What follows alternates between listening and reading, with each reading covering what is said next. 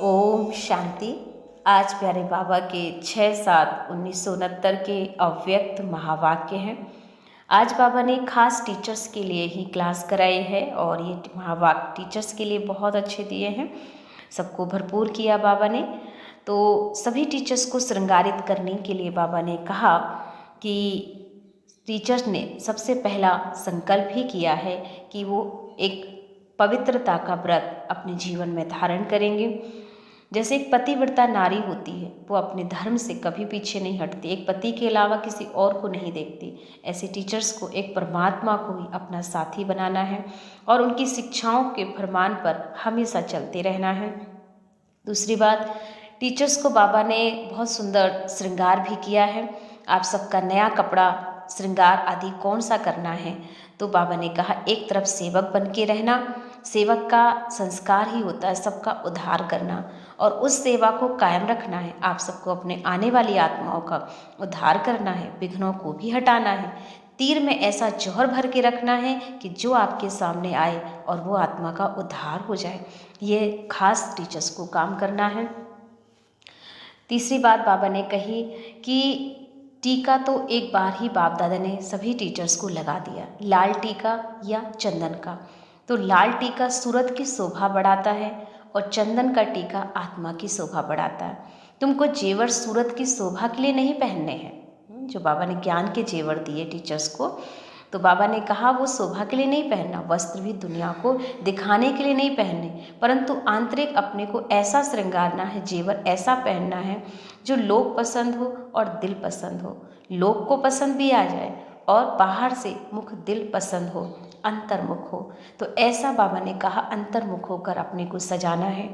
लोग पसंद अर्थात भाषण किया, खुश कर दिया लोगों को, परंतु भाषा का जो रहस्य है, तंत्र है, वह एक अपनी कर्मेंद्रियों के वश हो जाए तभी शोभा होगी। अर्थात कर्तव्य में दैवी गुणों को शो करना है। आपको देखकर उन्हें परमात्मा का साक्षात्कार हो जाए, उन्हें अनुभव हो, आप देवियाँ दिखाई दें। फिर बाबा ने कहा आपको ससुर घर जलना है, अपनी कर्मेंद्रियों को कंट्रोल करना है, हर कदम में पदम कमाना है, क्योंकि यही समय है पदम कमाई करने का। बाबा ने फिर लास्ट में कहा आप अव्यक्त वतनवासी हो ना, तो आप सबको भी अव्यक्त वतनवासी बनना होगा, क्योंकि बाबा भी अव्यक्त वतनवासी है और बच्चियों को भी अव्यक्त वतनवासी बनना होगा।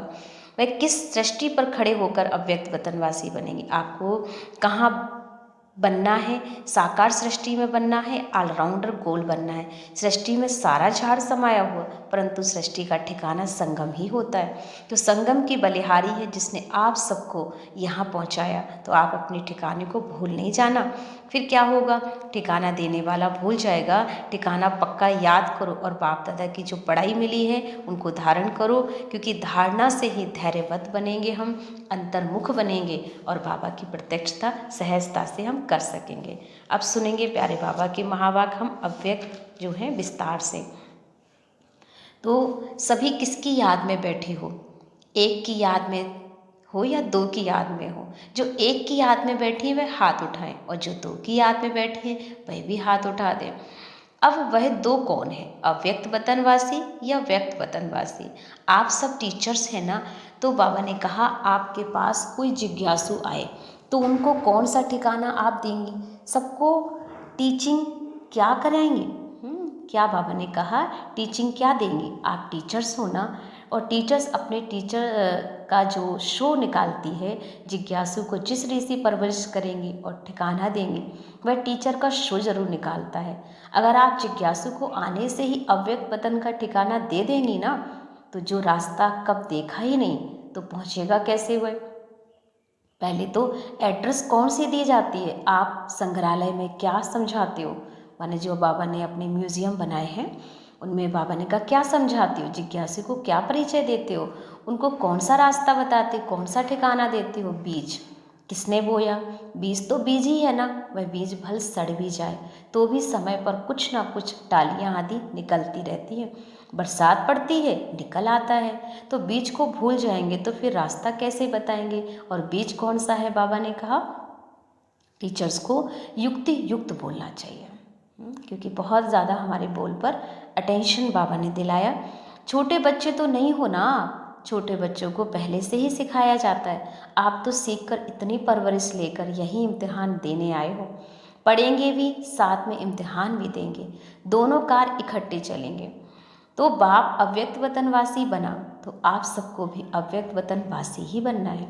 वह किस सृष्टि पर खड़े होकर अव्यक्त वतनवासी बने? आपको कहाँ बनना है? साकार सृष्टि में। और सृष्टि तो ऑलराउंड गोल है, सृष्टि में सारा झाड़ समाया हुआ है, परंतु सृष्टि का ठिकाना संगम ही होता है। और संगम की बलिहारी है जिसने आप सबको यहाँ पहुँचाया है। आप सबने अपने ठिकाने को भूलना नहीं, क्योंकि भूल जाएंगे ना तो क्या होगा? ठिकाना देने वाला ही भूल जाएगा। ठिकाना पक्का याद करो और बाप दादा की जो पढ़ाई मिली ना उनको धारण करो। धारणा से धैर्यवत और अंतर्मुक्त होंगे ना, उससे कलयुगी रावण राज को खत्म कर देंगे। तो अब पढ़ाई का समय और साथ साथ इम्तिहान देने का भी समय है। ये हुई एक बात। दूसरी बात बाबा ने फिर अटेंशन दिलाया, जरा ध्यान में रखो, इतना समय जो बाप दादा की गोद में पले उसमें जो भी कुछ कर्तव्य किया ऐसे ही है। कोई कोई ने तो लज्जा के मारे बाप दादा से छिपाया है, ऐसे नहीं बाबा को पहचान कर सब बाबा के आगे रखा।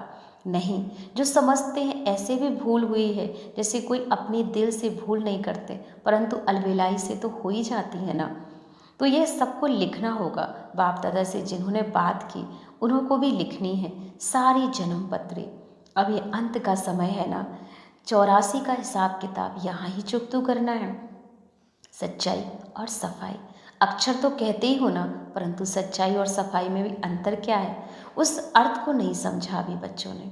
तो बाबा ने कहा अब उसकी गहराई में जाना होगा, सारा लिखना होगा। अव्यक्त वतन से बाप दादा बच्चों की सर्विस करने और साफ बनाने आए हुए हैं। तो बाप सेवा करते हैं आप सब बच्चों को, शुरू से लेकर अंत तक बाप सेवक ही रहा है और सेवा करने के लिए सदैव ही बाबा तैयार रहा है। तो बाबा को कितना फखुर रहता है, हमारे बच्चे सिर मोर हैं, आँखों के सितारे हैं, जिन्हों के लिए स्वर्ग स्थापन हो रहा है, उस स्वर्ग के वासी बनाने के लिए तैयार कर रहे हैं। जो समझते हम लक्ष्मी नारायण बनेंगे, इतना लक्ष्य पकड़कर फिर भी गफलत करते रहते हैं, इसलिए बाप दादा फिर भी सेवा करने आए हैं। अंतमति सोगति, समय नहीं है, समय बहुत नज़दीक आने वाला है। आप शेरनी शक्तियाँ हो को भुजाएं तैयार करनी होगी, तब तो दुश्मन से लड़ सकेंगी। अगर अपने में फेथ नहीं है, बाप दादा का पूरा परिचय नहीं है, तो न शक्ति सेना बन सकेंगी, न वह शक्ति बने के अलंकार आएंगे। अगर शक्ति अपने में धारण की तो फिर आने वालों को भी पूरा ठिकाना मिलेगा और वे सब शक्ति सेना में दाखिल हो जाएंगे। तो अपने को सच्चा जेवर बनाने के लिए सब खामियां निकाल स्वच्छ बनना होगा। सोना कितने किस्म का होता है, कोई 9 कैरेट का, कोई 12 कैरेट का। प्योर तो प्योर ही है ना, कैरेट अक्षर निकल जाना चाहिए। अपने को करेक्ट करना है, अब करेक्शन करने का समय मिला है। यह बात अच्छी रीति से बच्चों को ध्यान में रखनी है। और धरत पढ़िए पर धर्म ना छोड़िए। कौन सा धर्म, कौन सा धरत, मालूम है ना। एक बार वादा कर लिया, बाप दादा को हाथ दे दिया, फिर धर्म को कभी नहीं छोड़ना। जैसे बाबा ने कहा, पतिव्रता नारी जो होती है ना, वह अपने धर्म में बहुत पक्की रहती है। आप सच्ची सच्ची सीधा हो बाबा के, सच्ची लक्ष्मी हो जो महालक्ष्मी बनने वाली हो। अपने लक्ष्य से अगर उतर गई ना तो फिर जन्म जंप मार नहीं सकेंगी, जन्म बार जन्म जंप नहीं मार सकेंगी। लक्ष्य पर बैठ जाओ ना। बाप दादा आप बच्चों की सेवा करने के लिए सेवक बनकर शिक्षा दे रहा है। फरमान नहीं मानते हो, परंतु शिक्षा तो देते ही है ना बाबा, क्योंकि बाप टीचर भी है ना, आपके सामने आया हुआ है। तो हमने सुना कि बाबा टीचर भी है और हमें उसके फरमान को पालन अवश्य करना है, क्योंकि बाप टीचर होते हैं, सतगुरु भी होते हैं। अगर बच्चों को फरमान करे और ना माने तो वह भी अच्छा नहीं। इसे शिक्षा दे रहे हैं। आज फाउंडेशन पड़ता है, छोटे बच्चों को तो टीका लगाया जाता है, उनको रास्ता बताना होता है, क्या करना है, कैसे बनना है। आप सबको रास्ता तो मिल ही गया ना, आप औरों को रास्ता बताने के निमित्त बने हो। अगर उस रास्ते में कोई गड़बड़ है, अगर मगर है, तो वह निकालनी है। अब भी नहीं निकलेंगे तो आगे के लिए भी शक्तियों को बल मिलेगा क्या? वह खलास समझो। ऐसे बाप दादा को कहाँ कहाँ दिखाई दे रहा है। इसलिए संगठन में सबके दिलों को एक दिल बनाने वाले, पूरा रास्ता बताने के लिए आपको बुलाया है। आप सबको खुशी होगी ना कि छोटे छोटे बच्चों को कहाँ फंक्शन आदि पर ले जाना होता है तो बहुत खुशी होती है। वहाँ जाएंगे, नया कपड़ा पहनेंगे। आप सबको नया कपड़ा, श्रृंगार आदि कौन सा करना है। एक तरफ सेवक भी बनना होगा। सेवक अर्थात पतित आत्माओं का उद्धार करना, और उस सेवा को कायम रखो। आप सबको आने वाली आत्माओं का कैसे उद्धार करना है, कैसे विघ्नों को हटाना। तीर में जौहर भरा हुआ होगा ना, तो एक बार में पूरा तीर लग जाएगा, उस आत्मा का भी उद्धार हो जाएगा। छोटी छोटी बच्चियां किसका उद्धार करेंगी। कौन सा पहाड़ उठाया है, पहाड़ उठाने के कौन निमित्त है। गोप गोपिकाएं, गोपियां भी तब हो सकती हो ना जब पूरा कर्तव्य करो। पहाड़ भी तब उठा सकते हो जब इतना बल हो। तो इन सब बातों की रोशनी देने के लिए बाबा को आना पड़ा। बाकी टीका तो एक ही बार बाप दादा ने सभी को लगा दिया, वो भी लाल टीका। यह चंदन का लाल टीका है ना, सूरत की शोभा है। चंदन है आत्मा की शोभा। तुमको जेवर भी सूरत की शोभा के लिए नहीं पहनने, वस्त्र भी दुनिया को दिखाने के लिए नहीं पहनने, परंतु आंतरिक अपने को ऐसा श्रृंगारना है। जेवर ऐसा पहनना है जो लोग पसंद हो, दिल पसंद हो। लोग पसंद है बाहर से, मुख पसंद अर्थात दिल पसंद हो, अंतर्मुख हो। तो अंतर्मुख होकर अपने को सजाना है। लोग पसंद भाषण किया, कुछ किया, परंतु भाषा का जो रहस्य तंत्र है ना, वह एक एक अपनी कर्मेंद्रियों के में बस हो जाए, तभी शोभा होने की ना। इसलिए कर्तव्य में दैवी गुणों का शो करो। दैवी गुणों का क्लास होता है सजने के लिए। ऐसे ही सच सच करके संगम से पार होना है। फिर अपने घर जाना है। फिर घर से कहाँ जाना है, ससुर घर। कन्या ससुर घर जाती है। अगर पढ़ी लिखी अक्लमंद नहीं होती तो सास ससुर कहते हैं इनमें चलने उठने बैठने का अकल ही नहीं है। अब तुमको ससुर घर चलना है तो बाबा कदम कदम को नहीं देखो, परंतु एक कर्मेंद्रियों को देखो। कदम अक्षर मोटा है, कदम से कदम मिलता है वह अपने कल्याण के लिए, परंतु कर्मेंद्रियों को सजाना होगा। गहना पहनकर चलना है। अब सजने के लिए किसके पास आई हो, बाप दादा के घर, सो अपने घर आ गई हो। सजाने वाले कौन। जब सगाई होती है ना तो गहना पहनाने वाला एक होता है और पहनने वाला दूसरा होता है। तो अब सच कर तैयार होना है। बाबा ने कहा गहना पहनने वाला और पहनाने वाला अलग होता है। तो गहना बनाने वाला एक होता है और पहनाने वाला दूसरा होता है। ये भी रहस्य अलग है। तो अब सच कर तैयार हो जाओ। समझो सियानी टीचर हो गई हो ना। 14 दिन की सजा, रिजल्ट मानो अंत की रिजल्ट आ गई है। इतना पुरुषार्थ कर प्रवीण टीचर सबको बनना होगा। फिर जब अपना सेंटर जाकर संभालेंगी ना तो आने वाले को दृष्टि से सत्युगी सृष्टि दिखाई देगी। वह तब होता है जब गहने अच्छी रीति पहनोगे। अगर लापरवाही से कोई कितना गिर जाए, माने अगर कहीं गिर जाता है तो नुकसान हो जाता है ना, क्योंकि गहने भी कोई टूट जाएंगे और सजावट की शोभा भी चली जाती। इसलिए न शोभा को हटाना है न गहनों को उतारना, बड़ी बात करनी है। छोटी समझेंगी तो सहज समझ आएगी। अगर कहेंगे बहुत बड़ा ऊंचा ज्ञान है तो कोई नहीं आएगा। कहेंगे 7 दिन में जीवन मुक्ति प्राप्ति होती है तो लॉटरी लेने सब आ जाएंगे। लॉटरी सब डाल देते हैं, फिर लॉटरी में किसको कुछ मिल जाता है तो नसीब मानते, चांस देखें नसीब किसका लगता है। अब किसको बड़ी लॉटरी मिलती, किसको छोटी। पेपर लास्ट में होगा, 3 नंबर निकलेंगे। जितना जितना बाबा ने कहा जो पुरुषार्थ करेगा उतना नंबर मिलेगा उसको। नसीब को बनाना खुद के हाथ में है। तो अब की इंतज़ार में नहीं रहना, इंतजाम करना है। बहुत कुछ खजाना मिला है, अब उसको अपने पास जमा करो और गौ मिसल उगारना है। आप सब गायें भी हो, गोपिकाएं भी हो। पहाड़ को कैसे उठाना है, गौवन कैसे उगारना है, यह कर्तव्य इस भट्टी में करना होगा।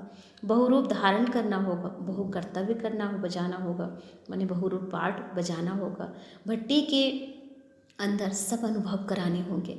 जितना पुरुषार्थ करेंगे ना उतनी रिजल्ट निकलेगी। संपूर्ण अवस्था को प्राप्त करने का लक्ष्य क्या है, साधन क्या है, उसको जानना होगा।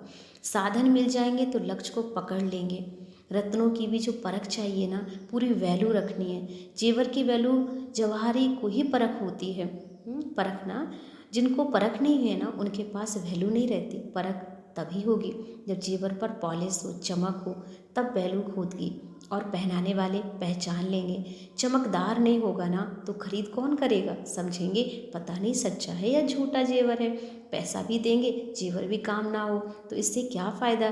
तो आप सबको पूरी सजावट हो जाएगी तो खरीदार भी निकलेंगे और आप वतनवासी बन जाएंगे। तो ये थे बाबा के आज के अव्यक्त महावाक्य, जिन पर बाबा ने खास अभ्यास हमें दिया है। अपने को सजाना है, इतना सुंदर सजाना है, गुणों से ऐसे तैयार हो जाना है कि पूरी दुनिया में आपकी प्रत्यक्षता हो। उसके लिए बस सिर्फ हमें एक ही पाठ याद रखना है, मेरा तो एक शिव बाबा दूसरा ना कोई। और एक पतिव्रता नारी बनकर एक बाबा के अलावा किसी के लिए भी हमारे मन में कोई संकल्प ना आए, बस मैं बाबा की और बाबा मेरा। ओम शांति।